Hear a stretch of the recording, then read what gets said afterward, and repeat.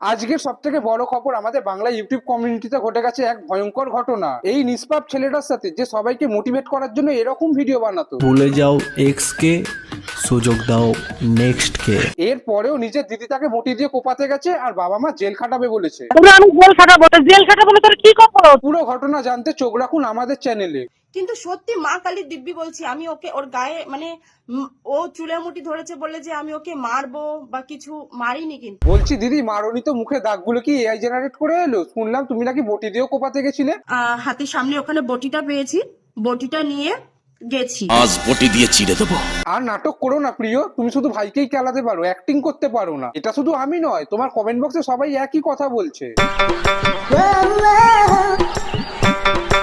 তো দিদির এত দোষ থাকা সত্ত্বেও বাবা মা দিদিকেই সাপোর্ট করছে আর রনকে জেল খাটাবে বলছে। আমি জেল খাটাবো, জেল খাটাবো তোর কি করবো? বটিটা দিয়ে আমি কোপ দিয়ে ওখান দিয়ে পালিয়ে গেছি। হ্যাঁ, এরকম স্টেটমেন্ট আমার বাবা আর মাই দিচ্ছিল। যার কথাগুলো শুনতে পাচ্ছিলে সে হচ্ছে আমার বাবা আর মাই। এটা কিরকম বাবা মা, ছেলেকেও জেল খাটাবে বলছে? কলিযুগ কলিযুগ। তো যেখান দিয়ে এদের মেন নাটকটা শুরু হয়েছে, রনের ভাগনার জন্মদিন ছিল। রন ভাগনার জন্য গিফট নিয়ে গেছিল, কিন্তু দিদি ওইটুকু বাচ্চাকে বলেছে মামা কিছু দিলে নিবি না। আমার ভাইয়া ওরা ঘুরতে গিয়েছিল, কি জ্যাকেট ট্যাকেট কিছু এনেছিল, সেইগুলো আর কি দেবে মানে দিচ্ছিল। তখন আমি আমার ছেলেকে ঘরে ডেকে বলি, বাবা তুমি মামু কিছু দিলে তুমি সেটা নিও না। আসলে এই দুই ভাই বোনের মধ্যে ক্যামেরাটা অনেকদিন আগে থেকেই হয়েছিল, যেটা এখন ওয়েব সিরিজে পরিণত হয়েছে। বলেন কি? ক্যামেরা অন করে নিয়ে আমার কাছে গেছে, ক্যামেরাটা অন করে বলছে, দেখো আমাদের ঝামেলার মূল হচ্ছে একটা কালপিট। আমি কিন্তু একদম চুপচাপ, একটা কথাও বলিনি। হ্যাঁ, দিদি তখন কিচ্ছু বলেনি, একদম চুপচাপ ছিল। দিদি অপেক্ষা করছিল তুই একবার ক্যামেরাটা বন্ধ কর, তারপরই বটিটা বার করছি। এই ধরনের পারিবারিক ঘটনাগুলোকে নিজেদের মধ্যে পার্সোনাল না রেখে ভিডিও বানিয়ে আপলোড করে সবাইকে দেখাচ্ছে। প্রাইভেসি বলে কিছু নেই তোদের? জানি না। ও চুলের মুঠি ধরে এমন ভাবে নিয়ে গেছে টানতে টানতে, আমার মা ছাড়াতে পারছে না। আসলে রন ভেবেছে হাত থাকতে মুখে কেন, আর দিদি ভেবেছে বটি থাকতে হাতে কেন। ভাই বোনের মধ্যে খেলাখেলি হবে, এটা স্বাভাবিক ব্যাপার, কিন্তু সেটাকে নিয়ে 20-25 মিনিটের ভিডিও বানিয়ে ইউটিউবে আপলোড করলে কি সমস্যা মিটে যাবে? না ভাই, মিলিয়ন মিলিয়ন ভিউ আসবে। ও আচ্ছা, এবার বুঝলাম। তো বন্ধুরা, এই ঝামেলা কিন্তু এখানেই শেষ নয়, আরো কয়েকটা ওয়েব সিরিজ আসবে, কারণ এই দিদি অলরেডি ভাইয়ের নামে কেস করে দিয়েছে। এটা তোমরা জানো না যে দিদি অলরেডি আমার নামে কেস করে এসেছে, সেখানে আমার মা সাক্ষী দিচ্ছে। মানে ভাবতে পারছো? আহারে, চোখের পানিতে বোকটা বাইসা যায়। তবে এই ছেলেটার জন্য আলাদা করে কোনো শত্রুর দরকার নেই, নিজের লোকই যথেষ্ট। এনার বর ঘুষ দিয়ে চাকরি পেয়েছে আর এটা কন্টিনিউ কেসও চলছে। এরপরে এনার বরের ফটোটা আমি অ্যাড করছি, এটা হচ্ছে এনার বর। পিএফে আছে। তো এরপরে তোমরা সব বিচার করবে, ঘুষ দিয়ে চাকরি এরকম আগেও মেরেছে, এরকম আগেও আমায় মেরেছে। জামাইবাবু ভাবছে দুই ভাই বোন কেলাকেলি করলো, মাঝখান দিয়ে আমার সব খবর ফাঁস হয়ে গেল। তোর বর ঘুষ দিয়ে চাকরি পাইছে? ঘুষ দিয়ে চাকরি পাই কি না, আগের কথাটা ঘুষ দিয়ে চাকরি পায় না। ঘুষ দিয়ে চাকরি পাইছে, অনেকেই পাই, তো কি হয়েছে? কিছু হয় না তো? না, কিছু হয়নি। তো কি হয়েছে মানে? মনে হচ্ছে ঘুষ দিয়ে চাকরি পাওয়াটা অনেক সম্মানের ব্যাপার। তবে আর যাই হোক, রন কিন্তু অন্যায়কে প্রশ্রয় দেয় না। দিদি কিরকম মানুষ সেটাও সবাইকে দেখিয়ে দিয়েছে, তেমনি জামাইবাবুরও পর্দা ফাঁস করে দিয়েছে।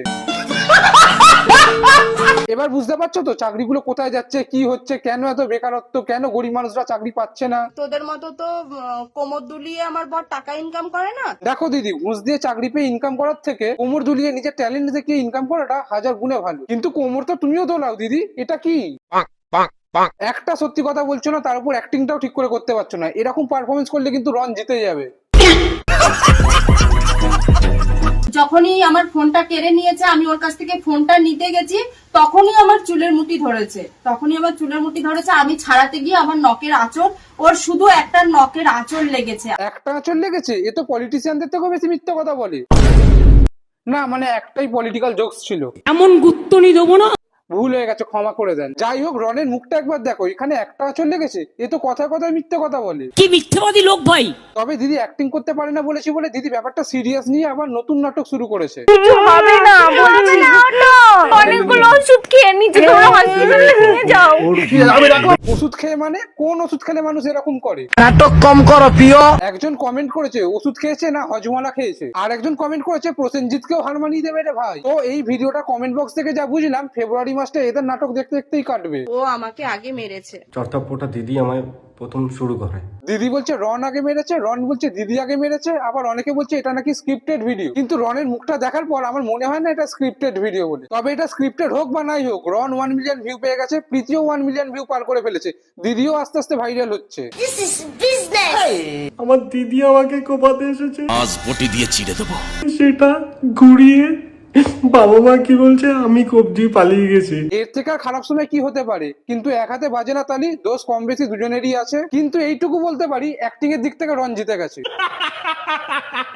এদের দুজনের চ্যানেল থেকে যা ভিডিও এসেছে তার থেকে এইটুকু পরিষ্কার এক ভদ্রলোক ঘুষ দিয়ে চাকরি পেয়েছে। আমি নিজে 3 মাস ধরে ভাড়া থাকছি, নিজে রান্না করি, নিজে খাই, নিজে জামা প্যান্ট নিজে কাচি, তারপরেও আমি বাড়িতে কন্টিনিউ আমার ফ্যামিলিকে টাকা পাঠাই।